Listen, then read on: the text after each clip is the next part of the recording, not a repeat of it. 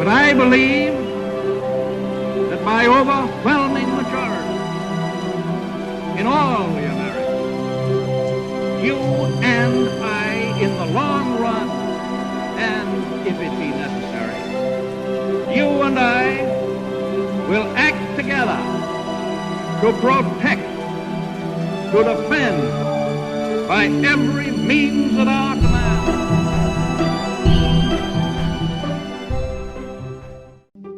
Welcome to the History in Motion podcast, where we discuss leaders, their decisions, and how they shape the world we live in today.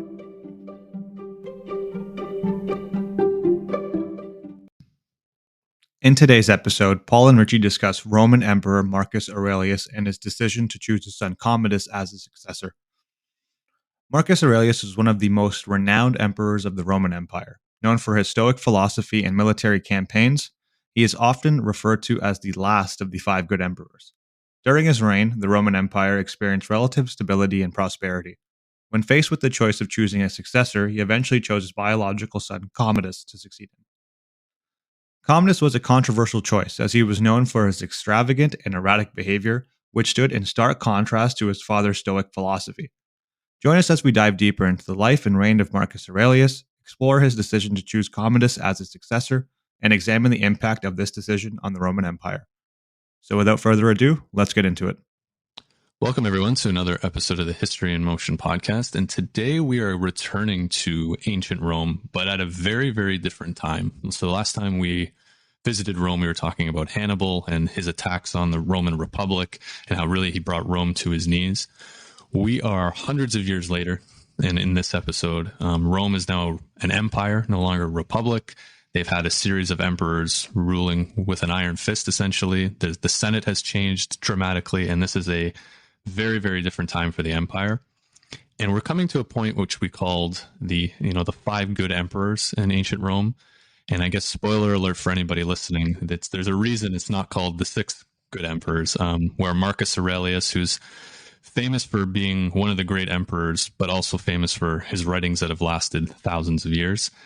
But the one kind of blemish on his track record is the selection of his son Commodus as being the next ruler of Rome, and who is probably considered the worst, if not one of the worst emperors to ever exist. So Ritchie, I think this is an interesting kind of piece of, we see a man who's so smart, so brilliant, so in focused and looking at his thoughts and his decisions, but ultimately makes a decision that brought Rome, downward at an aggressive rate and caused them almost a century of problems and conflict, and until someone else could kind of come back and steer the ship in the right direction. Yeah, it's very interesting because there's this whole sentiment, that people often express: the apple doesn't fall far from the tree.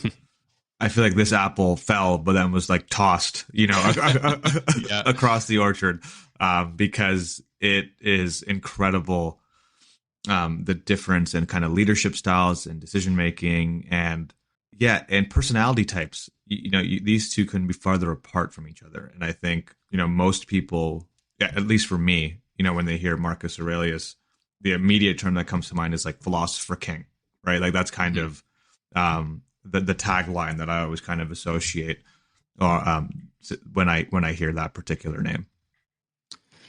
Yeah, and I think that's kind of how he's stuck in the hearts and minds of a lot of people. And his writings are a lot of, quotes that we would consider today, inspirational quotes, but were really just his internal thoughts on, reminders on how to live his life. But maybe we can start off here with talking about where Rome is today, or in the period we're talking about, before we get into Marcus himself. So like I said, kind of in the preamble there, we last visited Rome when it was a republic. So just to kind of give a quick overview of what was very different about the Republic was they had something called the cursus honorum. So this was for Roman citizens of senatorial rank, so think of nobility, who would work their way up over decades of dedicated service to the empire, or to the Republic at the time, in terms of they would go be a governor of a province, they would be a military advisor, they would be in charge of finances, they would have all these different positions. And then that kind of peaked with something called a consulship. So every year the Romans would elect two men to lead the Republic, and they were the consuls for the year. But a lot has changed since then. Since then, we have some major points. So we had a Roman named Sulla, who was the first Roman to ever take an army and march it on Rome himself to gain power. Julius Caesar did the same thing years later, declared himself dictator for life, and was assassinated for his efforts. Octavius and Mark Antony fight a bloody civil war where Octavius wins and becomes what we know today as Augustus, Rome's first emperor. And from that point forward, which is basically around the time of Christ, Rome is now officially an empire. So what is an empire? What is the big difference between an empire and a republic? So those positions that I mentioned in the cursus honorum still exist. There are still consuls every year, but ultimately the emperor has pure authority over the entire empire. The Senate's still there, makes a lot of decisions, but can be overruled by the emperor at this time.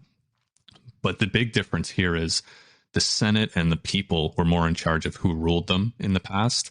Now the soldiers in the field decide who rules them. So the reason Augustus is because his soldiers were better than Mark Antony's soldiers. And that is a theme you'll see continuing on as we look at the empire. And the thing is, if they didn't have support of the troops, they would go and get support of the troops. And there's a really common practice. You would say every time a new emperor came in, they would give a cash gift as a celebration of their rise to power to the troops to say, thank you so much for everything you do.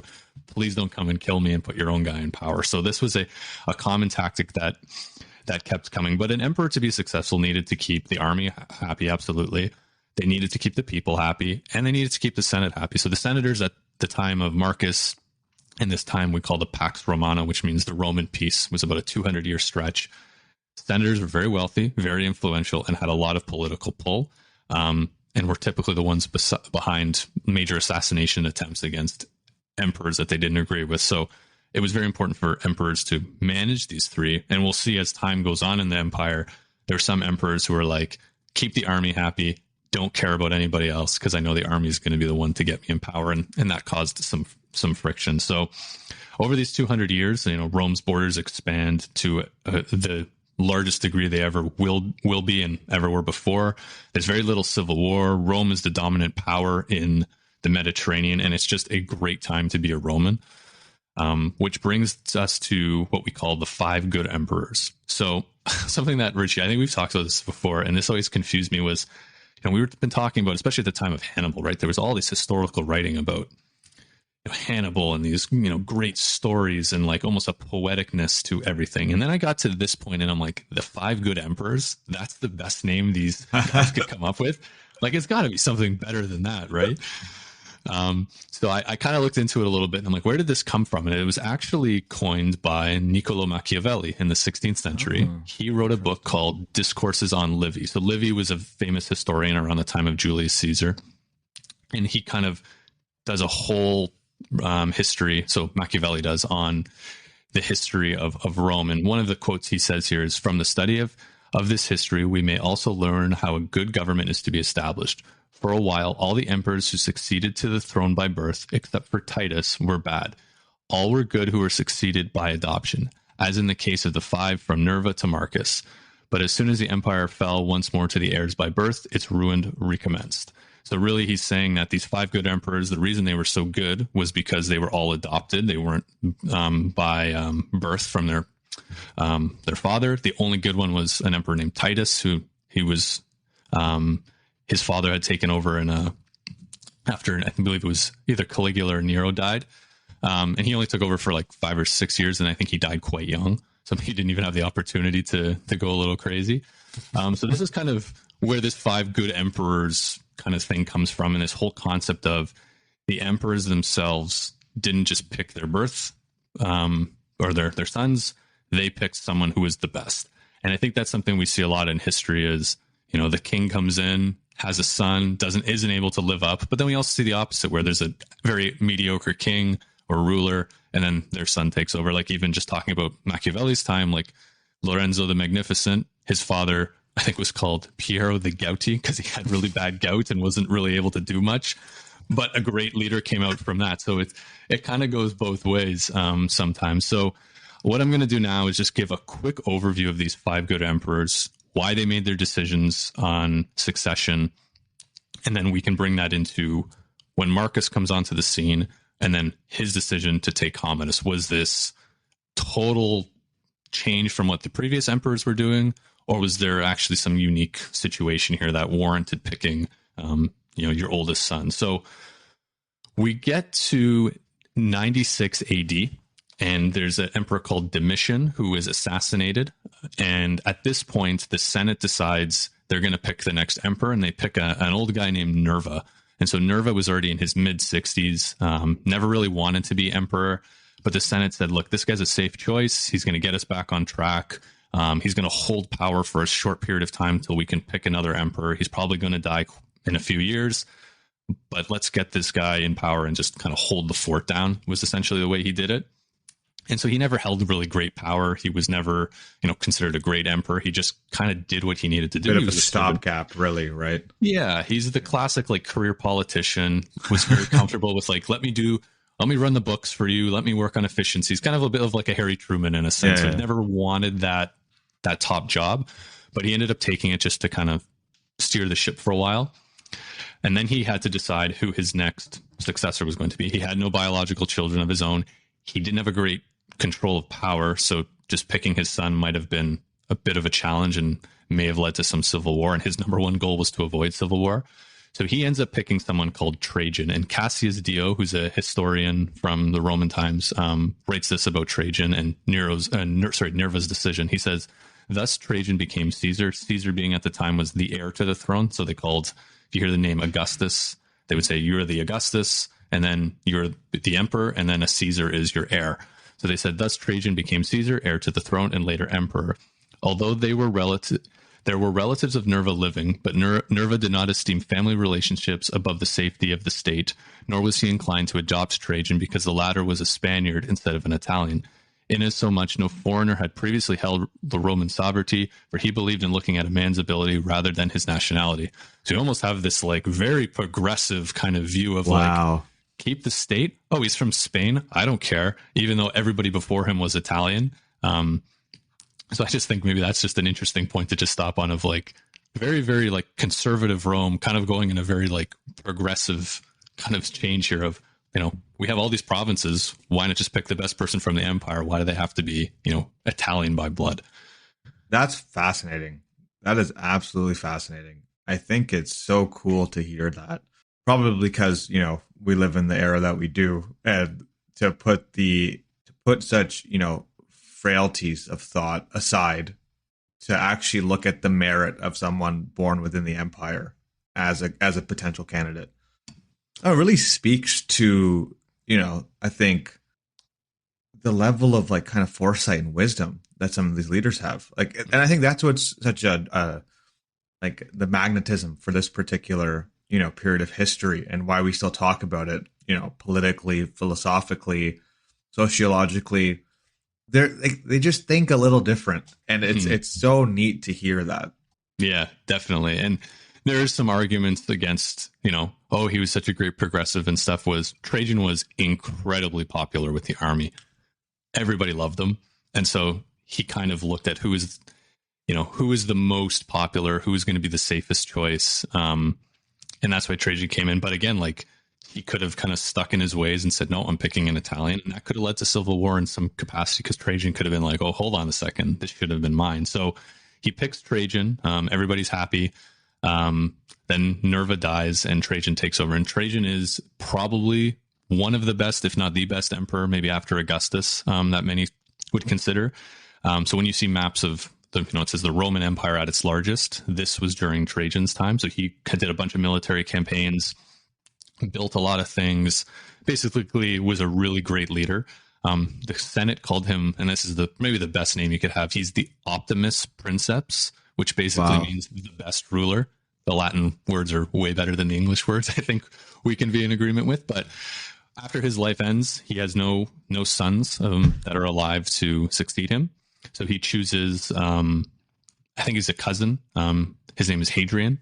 So he's a much more conservative emperor who had Rome pull out of some of the lands that Trajan had occupied because they were too expensive to hold. So he was married to Trajan's grandniece, but the relationship was not a good one and bore no children.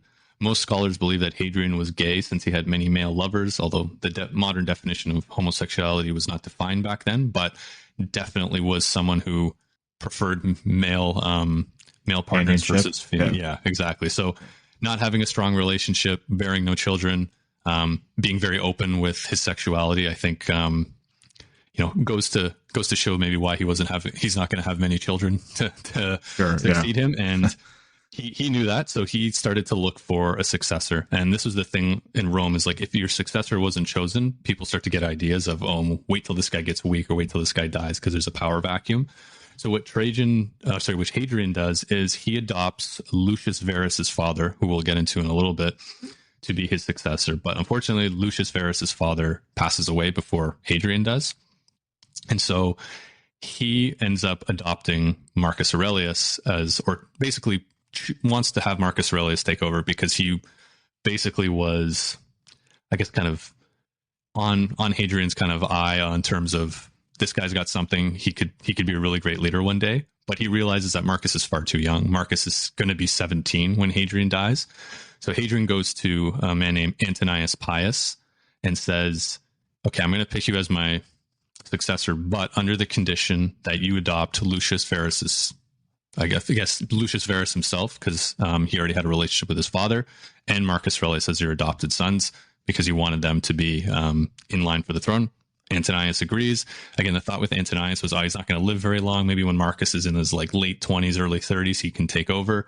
But Antonius basically lives for 23 more years and dies at the age of 74, which is quite old for back then. Wow. So he was seen as a good emperor, mostly peaceful, but kind of just didn't do enough. Some people blame a lot of the issues that Marcus had to deal with because Antonius didn't have that foresight to change things. But again, he kept things rolling, didn't really do anything that would cause the emperor any harm, but didn't really build him for, to succeed farther down the line. So Antonius Pius dies at the age of 74. Marcus is ready to become emperor. And I think this is a great time, Ritchie, where we can maybe do a kind of a transfer over to you on, who is this Marcus Aurelius outside of just this new emperor? Because there's a lot of life that comes before that. And then, he's emperor. So we got to know a little bit about him before he steps into the purple, as they like to call it. Yeah, for sure. So I think there's a lot to say about him. I think, there's so many different directions and avenues that you can go. But I think a good approach is just to start with an overview, a bit of a biography, and then we can get into some of the specifics as we continue the discussion. So Marcus Aurelius was born on April 26th, 121 AD in Rome, Italy. He was the son of a wealthy and influential Roman family, and he was educated in philosophy, rhetoric, and law. So we'll go back to those because they will play what I believe is a pivotal part in his overall success and his approach to governing. At the age of 17, he was appointed as a consul, which is a high-ranking government position, and was later appointed as a governor of several provinces in the Roman Empire. Kind of pivoting back to this whole kind of notion about education. Given that he was from a family with some status, he received a comprehensive education that was typical for a wealthy and well-connected Roman aristocratic family at the time. He did have that prominent family, and he was raised in an environment that valued culture, philosophy, and education. As a young boy, he was educated by a series of private tutors who taught him a wide range of subjects at the time. These included Greek and Latin literature, history, mathematics, and rhetoric. And then he was introduced to the teachings of Stoic philosophy, which would have a profound influence on his life and his reign as an emperor ultimately. And, probably has a big reason to do with why he's often referred to as a philosopher king. In addition to his formal education, he was exposed to a diverse range of cultural experiences. There was some things that I came across that, he enjoyed the theater. He enjoyed watching gladiatorial games. He loved visiting public buildings and monuments throughout Rome. And he did travel extensively throughout the Roman Empire, accompanying his adoptive father, Antonius Pius, on several diplomatic missions and military campaigns. Yeah, so I think, and then kind of pivoting back, and again, this is kind of a theme that I think will run throughout this episode, is he kind of remains a devoted student to philosophy and writings throughout his life. And he was particularly drawn to the teachings of the Stoics, and he studied the works of Epictetus, Seneca, and other Stoic philosophers, and he incorporated their principles into his daily life. and governance of the Roman Empire. So he has a kind of wide-ranging, comprehensive education, but it's also paired with a lot of, practical real-life experience. You usually see one or the other, and like budding, professionals or people who are kind of groomed for greatness in many ways. And he definitely was, just from this kind of bio. But he also had like the real life experience to kind of, to match what he was learning with his formal education. Definitely. And I think it's interesting so maybe I'll go back to Hadrian a little bit. Hadrian, they kind of called the Greek. That was kind of his nickname because he loved everything Greek. He loved all the philosophy. He loved the language, and he just loved like Athens and everything to do with Greece. And I think that kind of, you can see maybe Hadrian's thought on like this Marcus guy kind of loves, to study philosophy, and a lot of it being Greek. You can see that relationship. But then also the interesting thing too is Hadrian and Trajan were both military men, career military men for the most part, where Marcus is not that. And he may have maybe accompanied Antoninus on some of these military campaigns and learns a little bit, but I can think it foreshadows a little bit about how much military experience Marcus is going to need to be, throughout his reign, with a bunch of different invasions and civil disputes and things like that, to be able to kind of transition from, learning all these, learning how to live with all this philosophy and studying and learning how to govern, but then also being able to transition into a military career. Because I think a lot of it is we see these career politicians who, can balance the budget, can get the people, make sure everybody's fed, all that kind of stuff. But then when an army shows up, then they really struggle, or vice versa. Someone knows how to kick butt in a battle, but when it comes to governing the people, they struggle. And Marcus, it seems like you were saying, right, like kind of has a little bit of all of that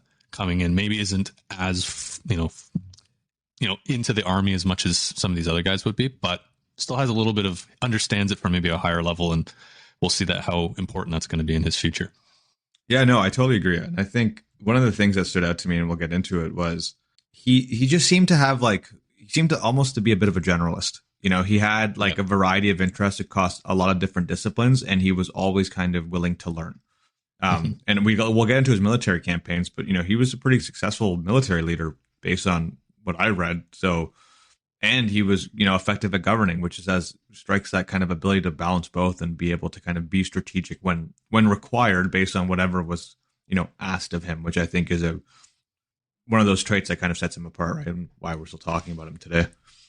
Definitely. And I think surrounding yourself with good people as well. Like I think, Hadrian had his people, Antoninus is going to have his people, and Marcus is going to lean on those people, I'm sure, very heavily as he goes on in his life, which, when we get to Commodus, we'll find that that's not necessarily the case. And maybe a very hard line in the sand between when we have great leaders and poor leaders is who they surround themselves with and kind of the advice they're giving. But I think we'll get to that a little bit later in this episode. Yeah, for sure. And I think we can just loop back quickly to the adoption part. So I think it's in 138 AD. Marcus Aurelius is adopted by the reigning emperor Antonius Pius, and he's officially named a successor. He's married to Faustina the Younger, I hope I'm saying that correctly, who bore him 13 children, although only a few survived given the nature of what I imagine is healthcare back then. During his reign, Marcus Aurelius did face numerous military campaigns, to go back to our previous points, against the Germanic tribes seemed to take up a big portion of his efforts, militarily speaking, but there were some other battles that he did have to deal with. So he's also he is known for his military leadership in many regards and his strategic planning, which kind of helped preserve the Roman Empire's territorial integrity at the time. And I think one thing to call it too, just with his coming to being emperor, one other thing that he did that nobody else did is he became co-emperor actually with Lucius Verus at this time. So Lucius Verus was part of Hadrian's plan. His father, Lucius Verus's father, was Hadrian's first choice, and Marcus almost felt like this is, I need to respect Hadrian's wishes to have Lucius Verus's family kind of within the power play here, I guess. So Marcus was definitely the one in charge. Lucius Verus more co-emperor by name more than power. Lucius was much more party, go to gladiatorial games, do what you need to do. But the one thing with Lucius Verus was he had that structure around him of really smart people, and he just delegated. He's like, you're better at military campaigns than me. I'm not very interested in it. Go figure it out. And it kind of seemed to work out, and he let Marcus deal with a lot of the bigger issues that kind of came to the empire. And so this is like a very interesting point, because this is the first time we've ever had two emperors share power. And there's a theme that's starting to come, and we'll see this in the, as the empire continues on, is this empire is enormous. It covers the entire Mediterranean, all the way up to Britain, down to Egypt and Syria. No one man can really handle all of this. And so you'll see now, and as the empire goes along, of this co-emperorship starting to become a thing, which pros and cons, two people sharing power. If they're good friends, works great. But if they hate each other ever so slightly, it turns into a full-on civil war. So I think that's an interesting piece, just kind of how Marcus did things a little bit different. And it kind of goes to show that, like, he was not a power-hungry person like some of these other emperors were. Like, he wanted ultimate control. He probably knew he had ultimate control, but he didn't mind putting Lucius Verus on coins and celebrating him and having people call him emperor, and instead of just him trying to keep it all himself. So I think that's just something interesting with Marcus, and bringing in Lucius Verus into this whole kind of governorship or emperorship, if that's even a word, for how the empire was ruled. Do you know how long they ruled for? Like, with that kind of co-ruler model? I believe Lucius died. I think I have it here. 169 AD. Yeah. I think he was only in for about 8 years, and then he died. And Marcus was a bit longer than that. Yeah, so he was, that was another like 11 years Marcus ruled without Lucius. Got it. Okay, that's interesting. Yeah. Mm-hmm. So I guess that's a cool point to kind of consider, I think, and it just again makes this period of time so much more interesting. So he's co-ruling, which obviously takes balance, communication, a lot of kind of handling of people, I imagine, to be able to kind of coax and temper everyone's ego and personality and goals and ambitions. It seems like this is probably an environment where people, are jostling and pivoting for influence, constantly. So to be able to kind of make sense and tread those waters so carefully and successfully, is no small feat. Mm-hmm. And I think too, you're kind of mentioning like people grasping for power. This is not just Lucius Verus himself ruling with Marcus Aurelius himself. It is ultimately the families of these people, wives, sons, cousins, uncles, aunts. And there's even some and there's some really interesting women that kind of come around in the Roman times on how they want to grasp power so badly, but since they're women, they can't grab it in the traditional sense. So they'll either latch on to a son or a husband and try to sometimes use them as puppets. And we see that throughout history. Nero's mother comes to mind as someone who kind of did that. And so he's trying to balance all of that, I think, is quite interesting. And it changes too with when Commodus takes over. Lucius is dead. Commodus takes over. There's no Lucius Verus Jr. who joins Commodus, right? And you'll start to see Lucius Verus's family is not too happy with kind of the role they're given. And so it's an interesting precedent, but it also sets, maybe when we get into the decision a bit more of, you kind of set this precedent, and then now you went back to a single ruler. You pivot what was on the it, thought? Right? Yeah, exactly. So, well, I think it's a cool segue, actually. So I wanted to touch briefly on Faustina the Younger, so Marcus Aurelius' wife. So I think your point, about kind of the role of females within this kind of larger environment is super interesting. And I thought this was pretty cool. So we'll get into it just quickly. So Faustina the Younger was the Roman empress and wife of Emperor Marcus Aurelius. She was born in 125 AD, and she was the daughter of Antonius Pius. And, similarly to Marcus, she was raised in a family that kind of valued education, culture, and civic duty. They married in 145 AD. She was 20 at the time, and he was 29. The marriage was arranged by her father, who had adopted Marcus Aurelius, and he wanted to kind of ensure the stability of the empire, as we were saying. So historians, this is where things get kind of spicy and a little interesting. So I thought it'd be cool to kind of share, these kind of like subplots and stories that are going on within like the major narratives that we focus on. So historians consider her a devoted wife, who accompanied him on many of his military campaigns and travels throughout Europe. She was known for her beauty, intelligence, charm, and was admired by many for her piety and devotion to the Roman gods. So she kind of seems like, a model wife for a Roman emperor. So, but, here's the big but, and this is kind of interesting. And these are kind of the rabbit holes you can get down when you start researching, the history books. So despite her many positive qualities, Faustina was the subject of many rumors and scandals during her lifetime. There were allegations of infidelity and immorality, and some have speculated, Paul, to your earlier point, that she may have been involved in political intrigues or other illicit activities to kind of support the jostling and or, political tensions that are happening within this kind of elite power ecosystem. So was there an example that I'd come across that I thought was super interesting? Was it the Syrian governor? Was that the yeah. Do you want to get into that a little bit? You can go for it. If you've got some stuff there, I can add some stuff in as you're going. Yeah, the one. Well, I guess in terms of what I had found was it's kind of tough to say one way or the other based on historians' kind of analysis. So they seem to tread the water kind of carefully here.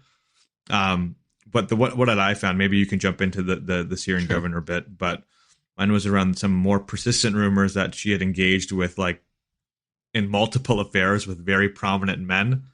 Some of them, apparently could have been her husband's own advisors, and she was accused of participating in orgies and engaging in other sexual misconduct. Largely, this is based on hearsay and can't really be substantiated by any reliable sources. But somehow the historians kind of picked up on this and it's made its way into at least a couple of history books. So I thought that was interesting. Yeah, I think though we have to take into account too, that kind of stuff was a little bit more. It wasn't that it was bad or good. It was just kind of it is what it is. It is what it is. Yeah, exactly. I think with Marcus, there's some rumors too that he wasn't maybe the most interested sexually in that kind of stuff in general, just because of his lifestyle. And the Romans were much more lax when it came to that kind of stuff. But there's a kind of theme in Roman history, and I'm going to give credit to this to I think it was Mike Duncan, who runs the History of Rome podcast and written some great books on Rome. He kind of coined the term the evil stepmother kind of narrative. He goes, it keeps coming up over and over and over again in Rome, is whoever the mother is of the emperor, or the wife, there's always rumors coming out that they're pulling strings or all the bad things are coming from them. And it's just the way the Romans are with that kind of stuff. And so even with that Syrian governor I was mentioning, so there's a governor in Syria who's very loyal to Marcus. I can't remember the exact details of the story, but the rumor was that Faustina wrote him a letter basically saying, if Marcus dies, will you take over and, run the empire until one of my kids can, I guess Commodus in this case, is old enough to take over. The rumor is that he kind of misread that as if he dies, not he is dead or when he died. You know what I mean? He almost took it as, oh, he's dead already. I need to get ready. And there was a bunch of miscommunication that was going on. And what ended up happening is his troops declare he should be emperor. And Marcus finds out and he's he has to actually leave the German frontier to come down to Syria and deal with this rebellion. Long story short, some loyal guard of this Syrian governor ends up killing him and sending his head to Marcus. But Marcus, being the guy he is so disappointed because he realizes he knows this is a misunderstanding. And if he got there, he would have just been look, this is, maybe he has to strip him of his governorship and knock him down a peg. But he wouldn't have killed him, we don't think.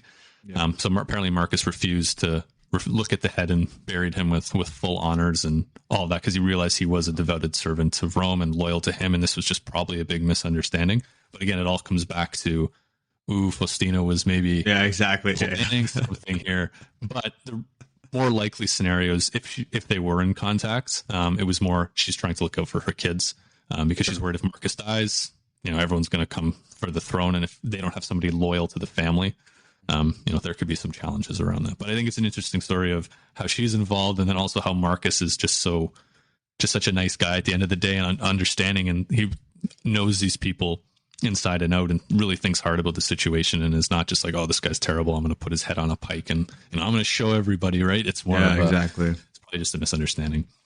Well, and I think just more broadly speaking, the whole stepmother, the evil stepmother thing, I've never heard that before. But now that I think back to everything I have heard about Rome, that's like half of it. Really, the Yeah. evil stepmother is, takes up a lot of conversation time when it comes to this period in history. So that's really interesting. Yeah, definitely. And I think, again, coming back to the women in Rome, and there's probably some good ones we could do some podcasts on, but like, these are women who are growing up in, very affluent societies, highly educated in maybe not the traditional sense, but, around people all the time. Again, Faustina's going on campaign with her husband, learning how to be politically savvy.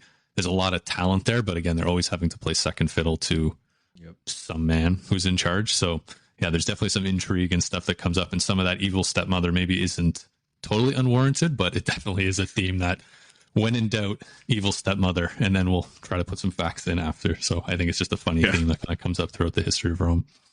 No, and most definitely. I think we can pivot quickly to like his military campaigns, and I think this is a good segue into our initial part of the conversation where we talked about having that kind of formal education, philosophy, civic duty, but what happens when your territory is under siege. So, and it's funny because most of what you typically hear when you discuss Marcus Aurelius, you don't really hear about the military campaigns very often. That doesn't seem to be, I think we often associate like peace and stability to his rule and his governorship as emperor. So this is kind of interesting to get into, but he was a very successful military leader, for, I think, in all respects. And I think there's like kind of two main, adversaries that kind of came across in my research. One, I guess one of the more significant battles or wars during his reign was against the Parthian Empire, which controlled most of present-day Iran and Iraq. And he was able to successfully beat the Parthians, and he annexed some of their territories, including the province of Mesopotamia. And the big one, this kind of kept coming across a lot while I was doing my research, which was, I guess, the various military campaigns against the Germanic tribes. So these seem to be, I feel like you could do an entire podcast on just the Germanic tribes, just because it seems to be such a, maybe dynamic would be an apt word for it, in terms of the makeup of the Germanic tribes, their regionality across Europe, and their kind of warrior culture. They seem to be a very intriguing group of people at this time, but they seem to be the constant thorn in Rome's side and throughout history. Like, I think for a major part of like Roman history, there's these kind of frontier or territorial battles between the Germanic tribes and Rome. So I think there's a couple of specific tribes that came across, the Marcomanni, the Quadi, who lived in modern-day Germany, Austria, Slovakia, and Hungary. Marcus Aurelius fought against them on multiple occasions and even stationed Roman troops on the northern frontier to defend against future invasions. Yeah, you're right about that being a thorn in the side. Like, every single emperor has had to deal with some sort of northern invasion, because you have to think this border goes from the Atlantic Ocean, kind of up Belgium kind of area, like the Rhine River, all the way down to like the north of Greece, and then over to just kind of north of where Constantinople is today. That's a very, very long border to have to defend. It's massive, right? And then there's a few reasons why this is all happening. So one, there's a massive plague going through Rome at this time. They call it the Antonine Plague, which they believe is smallpox. So the challenge is the typical legions that would be defending those areas are undermanned now, because many, many men are dying of smallpox. So that, you're going to need the emperor's attention, bring troops from the rest of the army or the rest of the empire. Another thing too is these German tribes want to settle Roman lands. That's a big piece, right? So being a Roman citizen has so much pull to it. You have so many rights and privileges that most other people don't get. So a lot of these German tribes want to settle the lands, become Roman citizens. And then there's also kind of a push and pull here where Marcus is looking at this saying, well, we want to bring people in. Who do we bring in? Because we don't have enough people anymore. So many people are dying of this plague. We need people to man the fields, the legions, all that kind of stuff. But then also you don't really see what's going on beyond the Germanic tribes. There are other larger entities that at play here who are actually pushing German tribes off their land, and then it's kind of backs against the wall to Rome, and they're kind of getting squeezed, and so that kind of creates some hostility of people moving across land and stuff. So yeah, it is a thorn in the side, and I think Marcus does a pretty good job with playing different tribes against each other. So that was kind of the Roman strategy for centuries, was divide and conquer, go into the German lands, get the tribes fighting against each other, because if they unify, that's going to be hundreds of thousands of troops pulling over the border looking for riches, lands to settle, whatever you want to call it. But he does a pretty good job of doing that divide and conquer. He does some good stuff with taking some of those troops that kind of come across from the German side and saying, okay, well, we've defeated you, and as part of the peace settlement is, you're going to give us 10,000 horsemen to join our army, and we'll allow you to settle this land or something like that. So there's definitely a lot of good that can come out of it. But again, it is a constant thorn in his side, and it's not a fun place to be. This is, Central Europe, wintertime, not quite the... Nothing the ever sunny, good comes of that, as we've discussed in other podcast episodes. Honestly, if there's one thing you've learned listening to us, it's probably don't go into Central or Eastern Europe in the winter.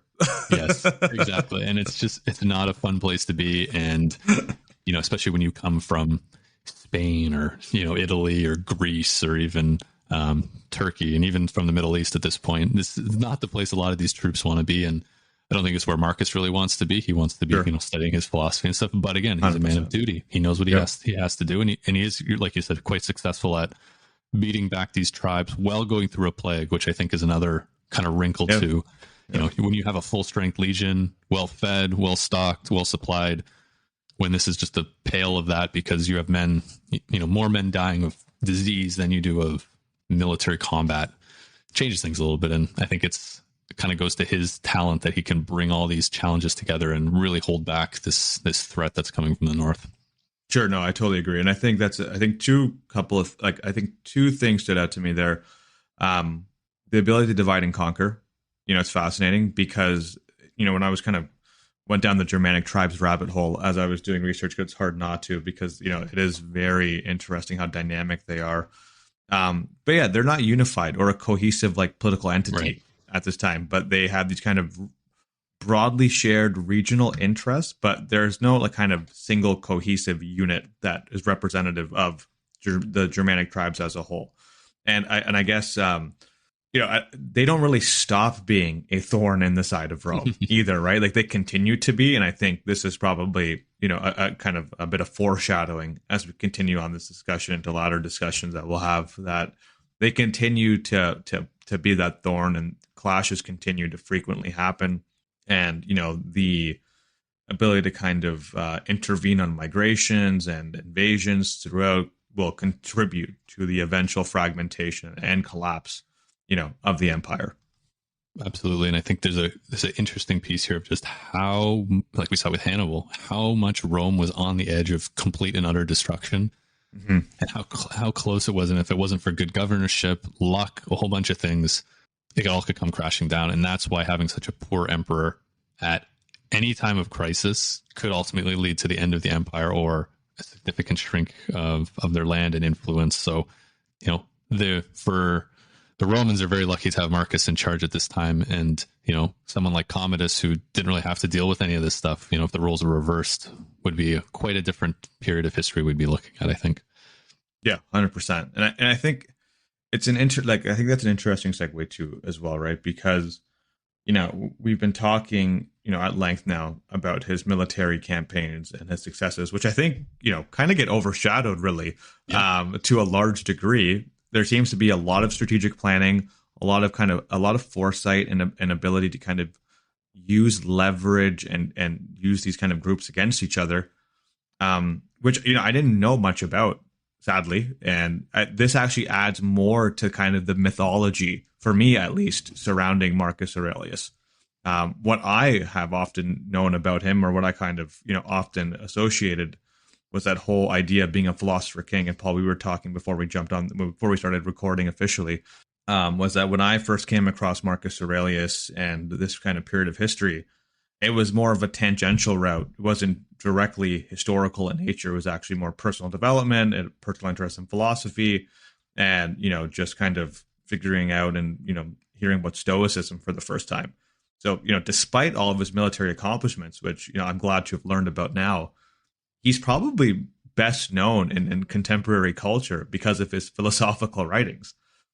He wrote a series of personal reflections, often referred to as the Meditations, in which he explored the nature of the human condition, the importance of virtue, wisdom, and self-discipline.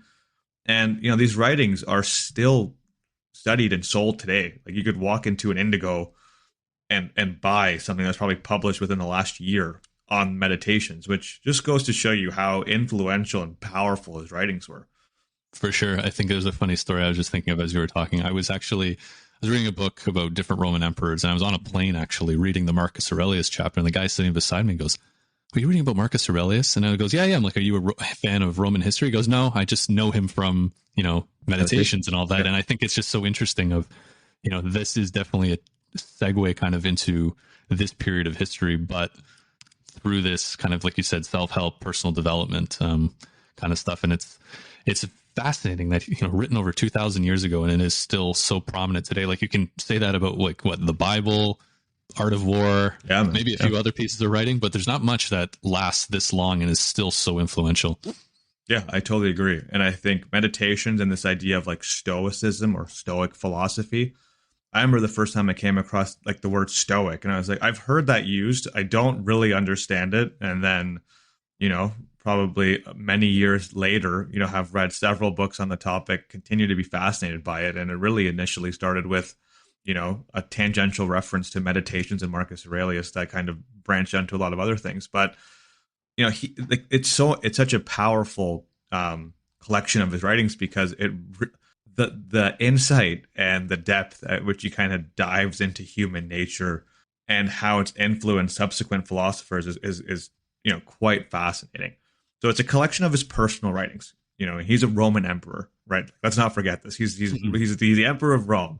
This is essentially his personal diary, which he's writing things to himself, and he's reflecting on, his plot in life, decisions that he's making, things that are going on around him. So like, these weren't meant to be read, right? Like, he was not writing these for public consumption. We just happened to read them and were able to kind of glean a lot of insights from them, which is even more interesting. Yeah. So yeah, like to kind of double down on that. So, we call them Meditations, quote unquote, but it covers a variety of topics: virtue, wisdom, morality, and the nature of the universe.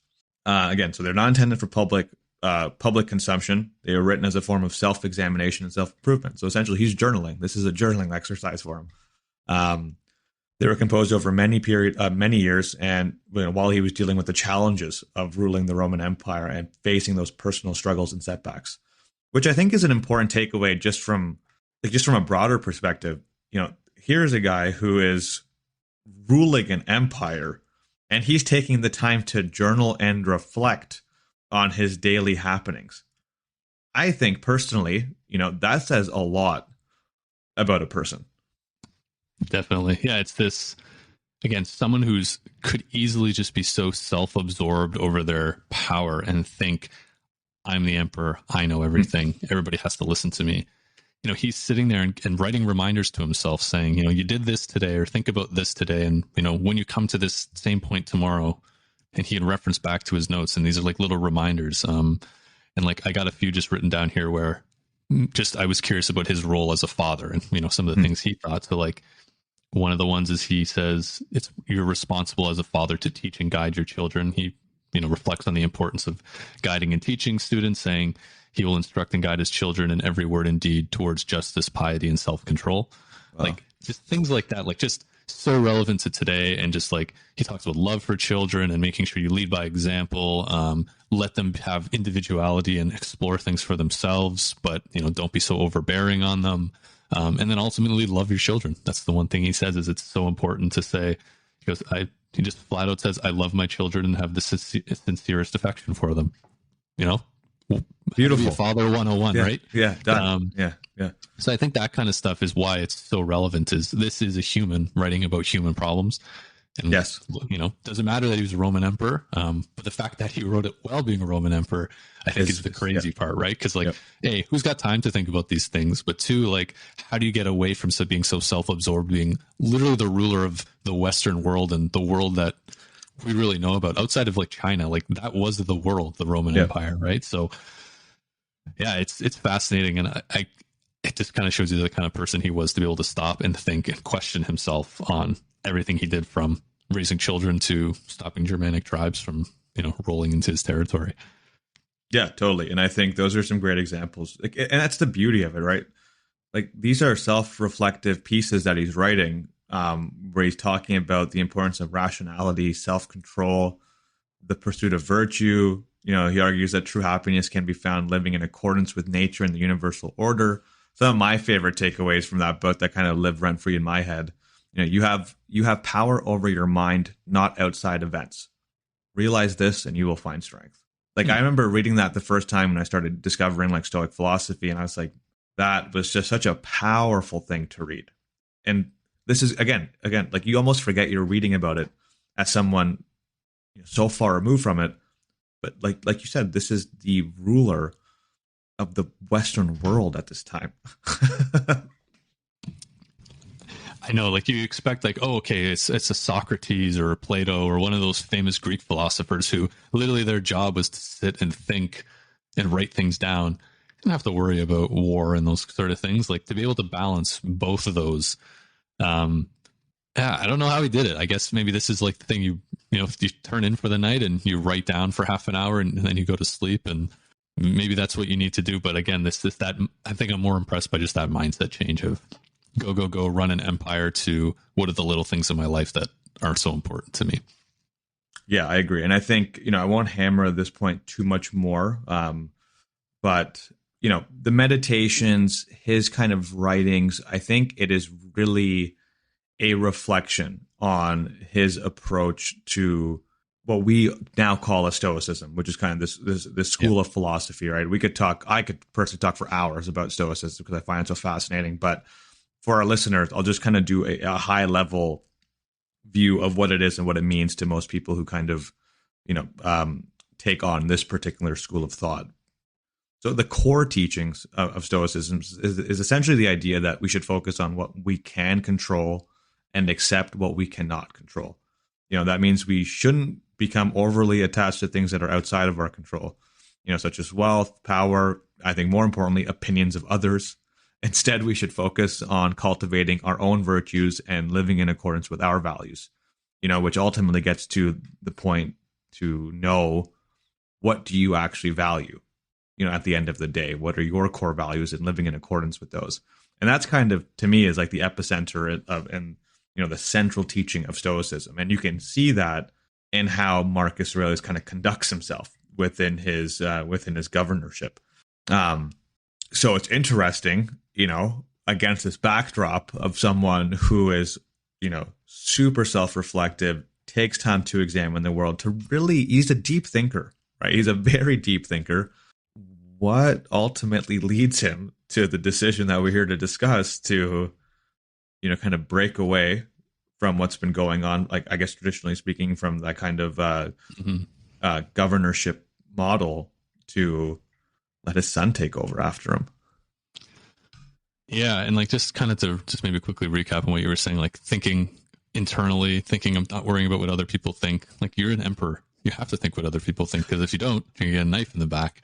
And maybe before we jump to Commodus real quick, there was one point I just remembered about Meditations that makes it just way more interesting. He wrote the whole thing in Greek. That's just not his native tongue. I didn't know that. Right?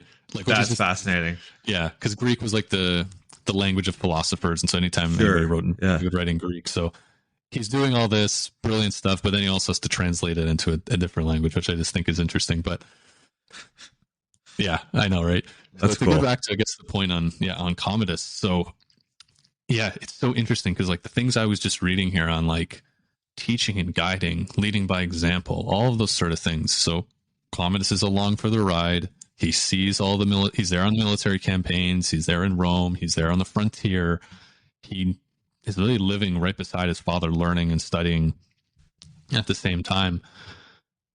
is it possible he got a little too introspective, looking internally too much, and really didn't realize what was around him? Was he blinded by love for his child and thought, hey, he'll be fine? So I guess maybe just to maybe just give a quick 5-second overview of who Commodus is, just because we keep saying he was so crazy and all these things, but just to give a quick highlight, and then we can maybe talk about the decision itself. Is so he became co-emperor at 16 alongside Marcus, and then the reason Marcus did that was Marcus knew his life was coming to an end soon, and with the plague going around, he could die tomorrow.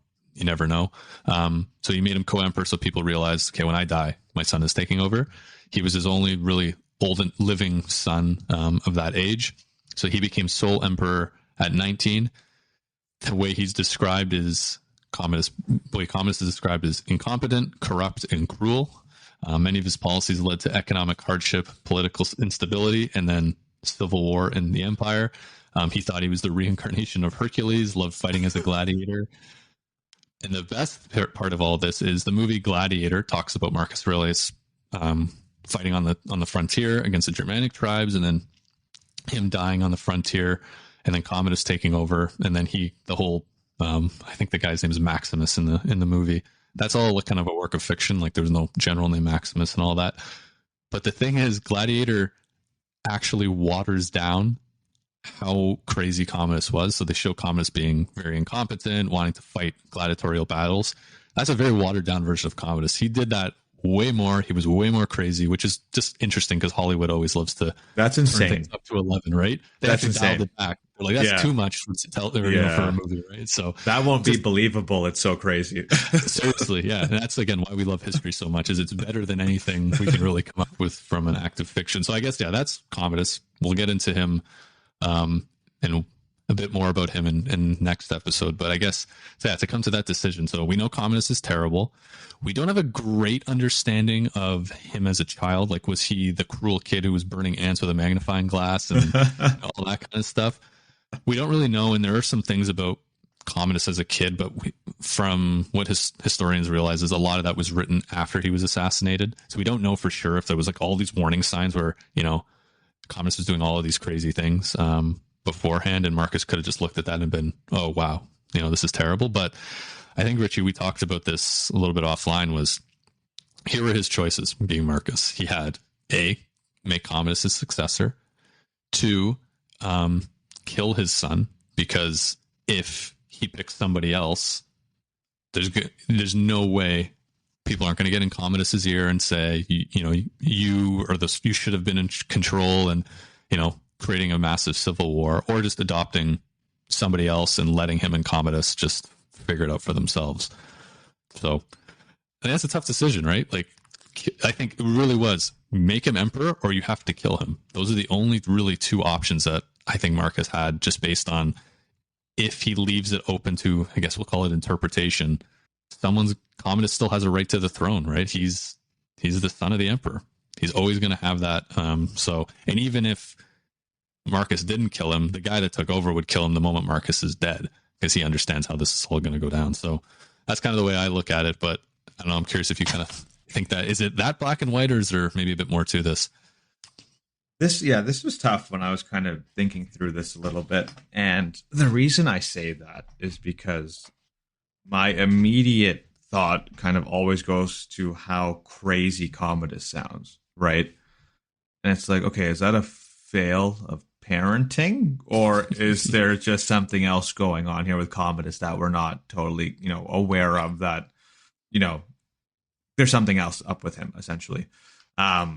Regardless of all of that, because this isn't necessarily about Commodus, it's about Marcus's decision to choose Commodus. And based on what I read and what I was kind of seeing, in the archives, it seems like he didn't have much of a choice, right? Yeah. And I think, Paul, I would agree with you here. There were no other male heirs available to him. I had read that he had adopted 2 other heirs, but they died potentially. So it's either Commodus or not. You have to kill him, and then you ground that decision in the broader context of what's going on. There's military threats. There's the Germanic tribes. There's the Parthians that he is kind of dueling against. Maybe he feels that it's important to secure the succession and maintain stability in the empire, right? For sure. Maybe he's Especially with- also blinded by his love of his child, right? Also that, yeah. Right, which obviously complicates things. So, and he's obviously, based on your previous point about his writings about his family and being a good father, he's obviously got a sense of duty and responsibility to his family. So, it's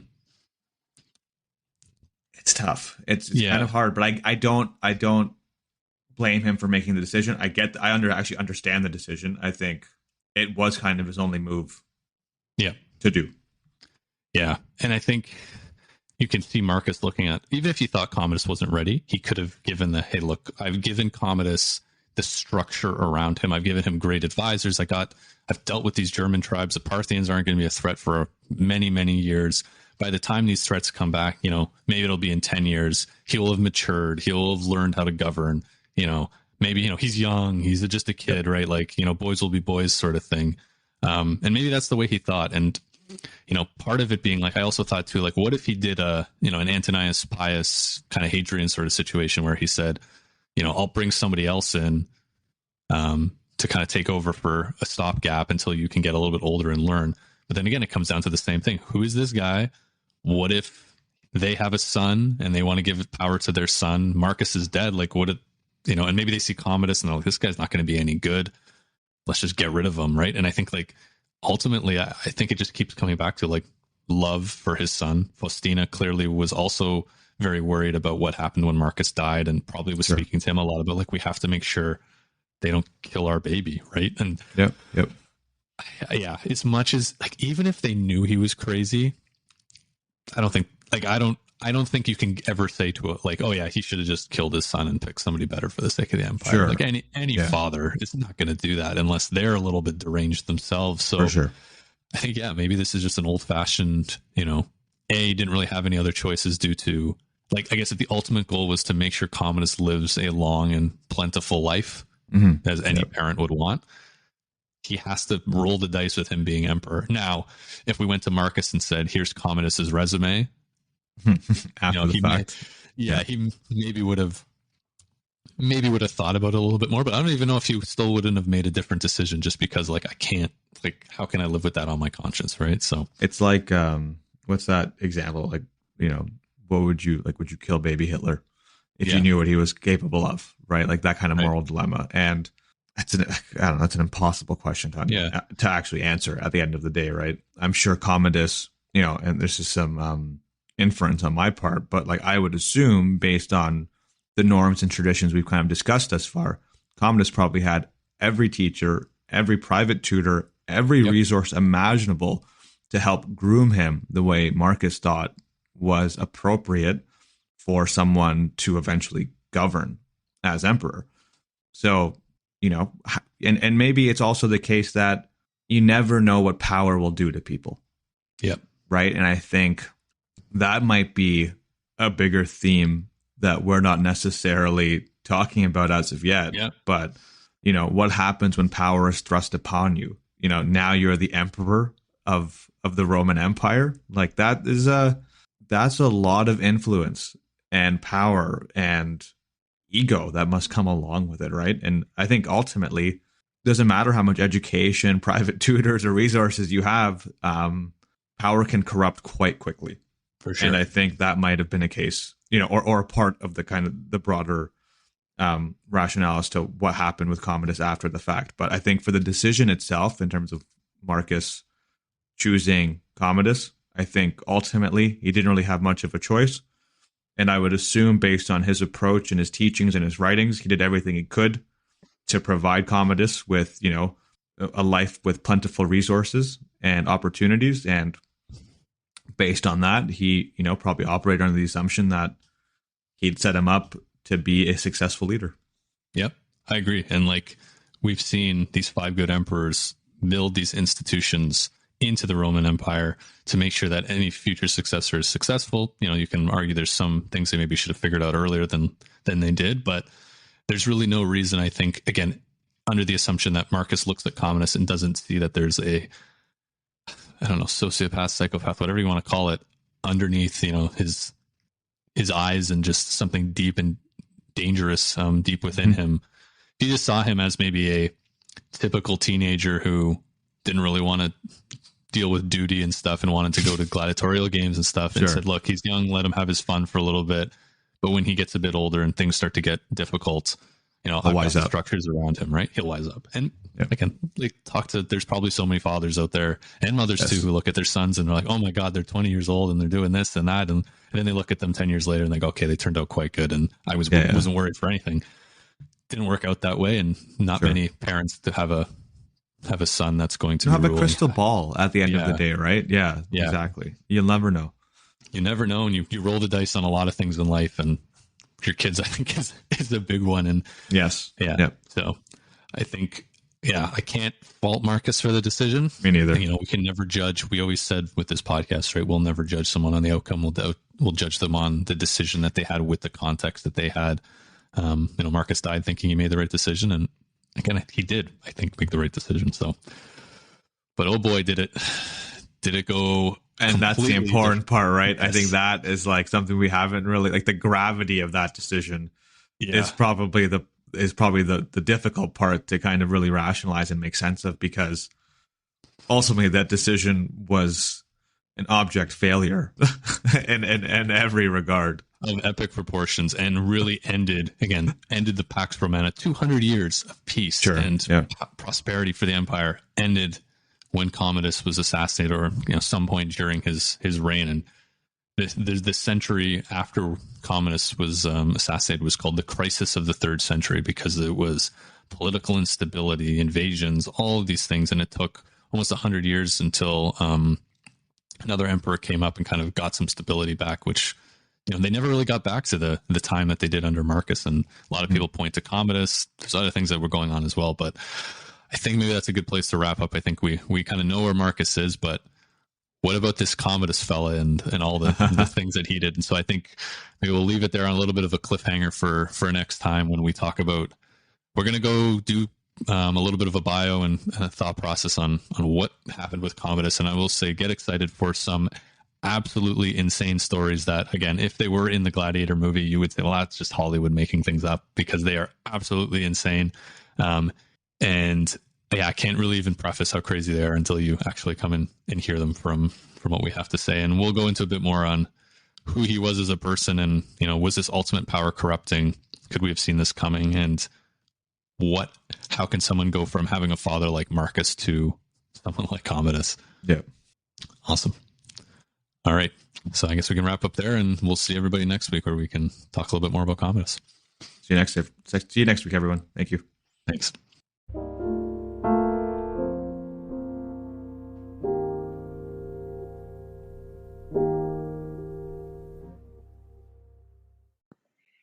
Thank you so much for listening to the History in Motion podcast. We appreciate your support, and if you're a fan of what you heard, please like, subscribe, and share. And we'll see you next time.